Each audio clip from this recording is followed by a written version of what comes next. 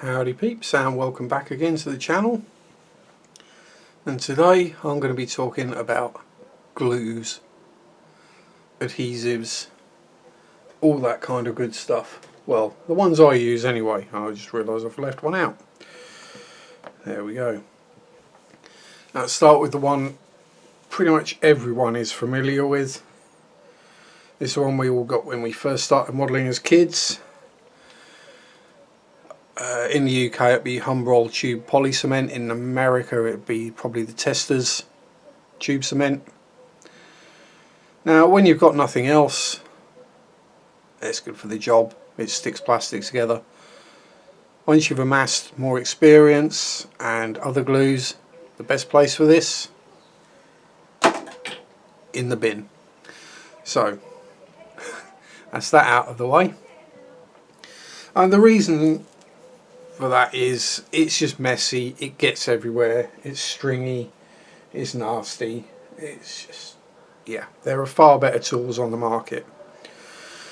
Now for 90% of my gluing, he says making sure the lid is done up, I use Tamiya Extra Thin.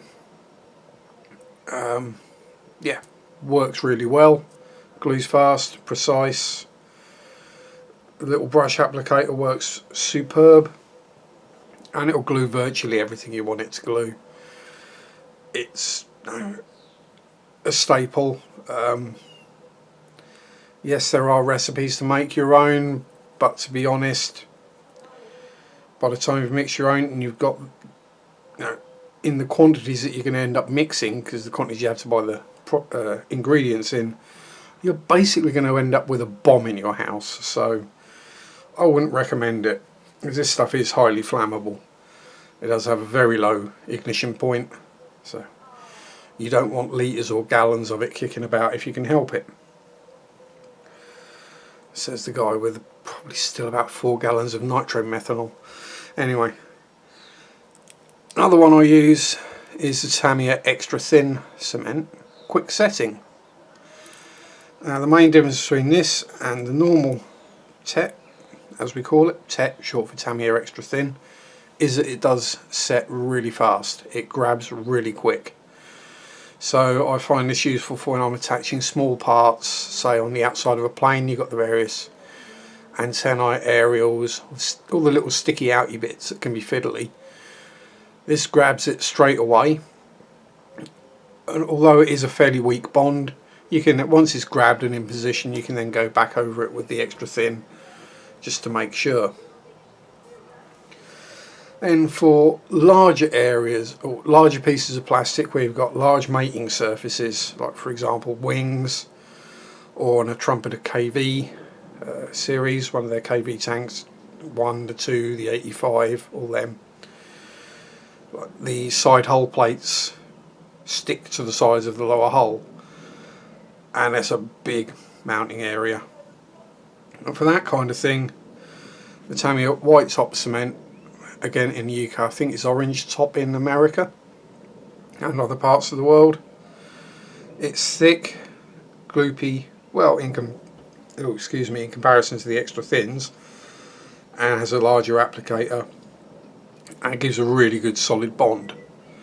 So that is generally where I use that. As you'll see, most of these are usually marked up poison, flammable, no fire.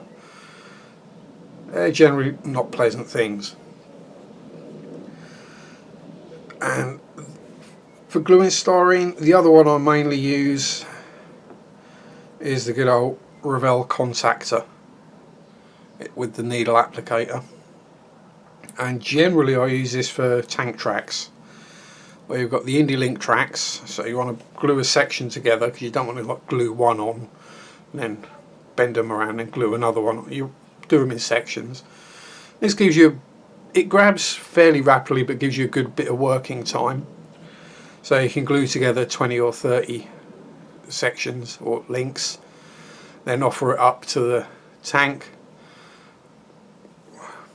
manipulate it into the position you want it to be in, hold it in place, let it set, job done. And I think I've got some around here probably that I've already done. Yeah, there we go. off the Tacom T55, glued together with Revell contactor.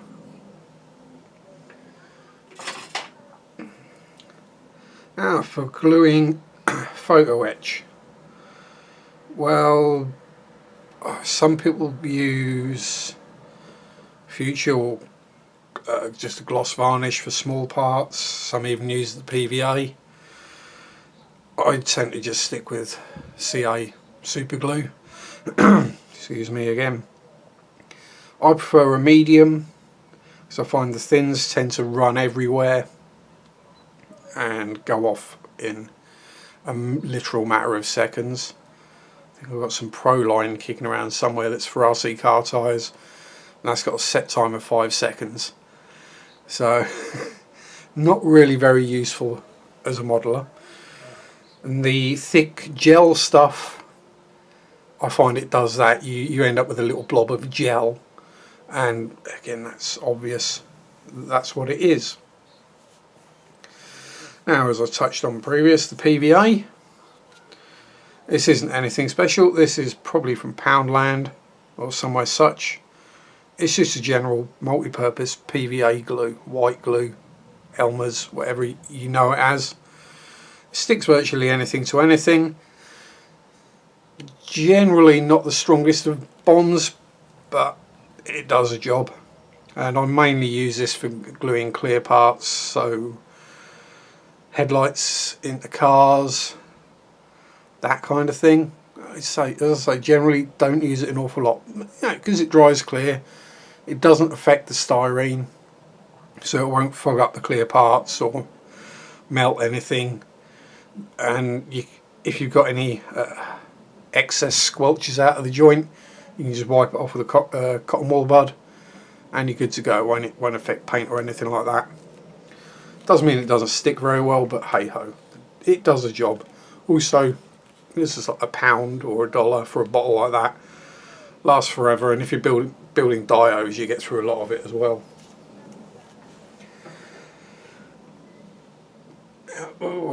As for gluing resin, most of the time I switch it and go straight back to the super glue, the cyanoacrylate. But sometimes you've got big heavy parts or bits that need a really strong joint, say for example landing gear on a 1/48 plane that's got a lot of nose weight in it. You need strong nose gear to support the weight. So for that I usually use just a rapid epoxy 2-part syringe job. I think this is a 20-minute epoxy resin. Just mix up whatever you need, stick it on. Probably at least half of the tube will end up in the bin, not being used to stick anything, but that's just the way these things are. Again, just one of those things that's useful to have around, because when you need it, you need it.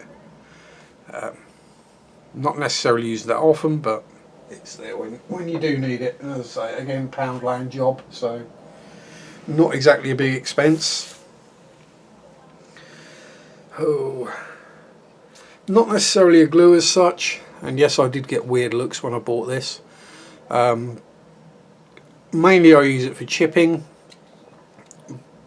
but when you're building dioramas, if you're putting a lot of scatter, the grass, leaves, that kind of stuff, hairspray over the top will hold it into place. Yeah, that's pretty much it. I wouldn't want to try and use it to glue anything per se, but that will hold stuff where you want it to. And the final thing I tend to use to stick things together, other than the force of will, or in the case of photo etch sometimes solder, is Plasweld. And this is I think this is mainly a MEK, methylethyl ketone or something like that. Methylene chloride contains dichloromethane. Yeah. So like the extra thin, just more toxic. But when you have plastics that aren't styrene, you can find that your normal glues struggle to stick, things like ABS, whereas this stuff quite happily sticks ABS. You can buy the plumber's one, exactly the same thing, pretty much, I guess. It's going to stick ABS, it's going to stick ABS. So again, only a few quid a bottle. Worthwhile keeping around for those occasions when you do get a kit that isn't necessarily made out of styrene. And I've got a Rubicon, yeah. I don't know, I'm not entirely sure. It might well be styrene. It just doesn't seem to stick too well with the styrene glues. And I think some of the ICM kits as well do struggle. The JU88, I believe it was, people were having trouble with that staying stuck together. It was popping open, and a bottle of that will do the job. So that is the extent basically I can think of all the glues I use and the reasons why I use them. As I say, it's a consumable, it's something you're going to go through. Super glue, let's be honest, most of the time goes off before you finish the bottle. I'm pretty lucky, I'm about 2/3 of the way down that one. But I'll say they're not expensive. I mean, the extra thin, I think the Tamiya's are around about $350, maybe $250 I think for the thick one. See, you're not breaking the bank. Full set of glues here. Everything I just showed you, you could easily get for, well, let's work it out, 7, 10, 12, yeah, you're probably looking about £20 for all the glues. And no, that's like, depending on the kit you buy, that's either the cost of one kit or half a kit or fifth of a kit or whatever it is, you know. So I hope that's helped some people out and explained a few things.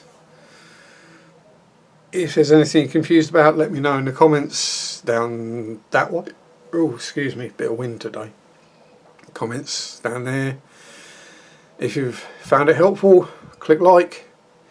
If you liked it more than just a little bit, click subscribe. And if you want to be informed of everything I upload, click the little bell icon and it will let you know whenever I upload a video. So, hope you enjoyed. Enjoy your modelling, have fun, peace out, rock on, and bye bye.